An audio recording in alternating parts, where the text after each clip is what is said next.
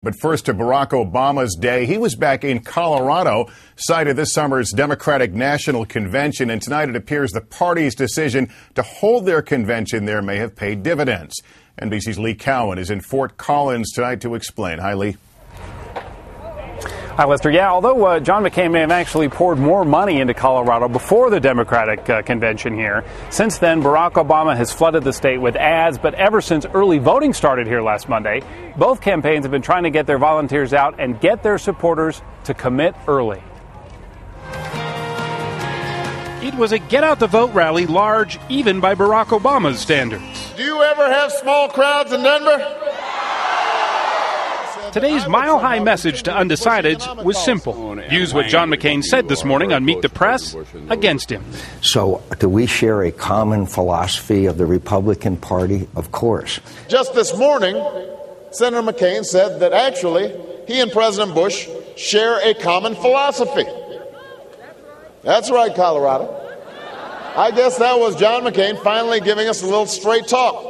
Although hardly new, it is Obama's closing argument, making John McCain's loyalty to George Bush a liability.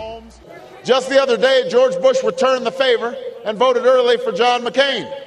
Well, Colorado, George Bush isn't the only one who gets to vote early. You can vote early, too. Predictions are that as much as 60% of Colorado may be finished voting by November 4th.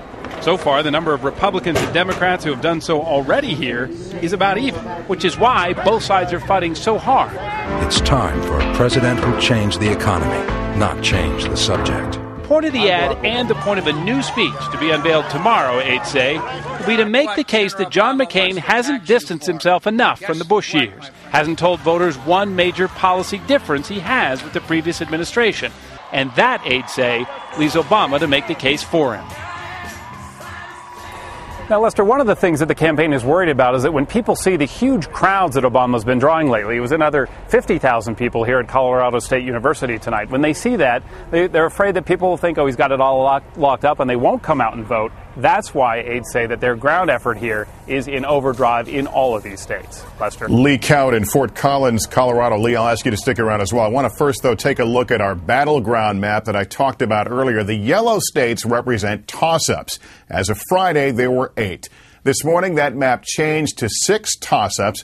Colorado and Virginia now appear to be leaning Obama. This is based not just on polling, but also campaign organization and advertising. Of course, all of this could change between now and Election Day. But, Lee, based on these numbers, where do we expect Obama to focus his campaign in the days ahead?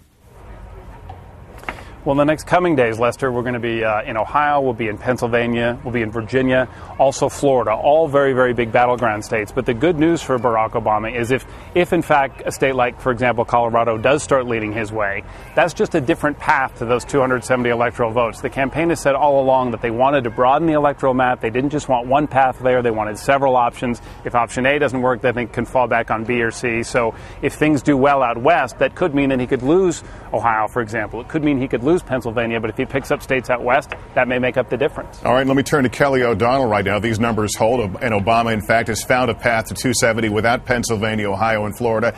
Is the McCain camp seeing the same thing? What is their strategy this week?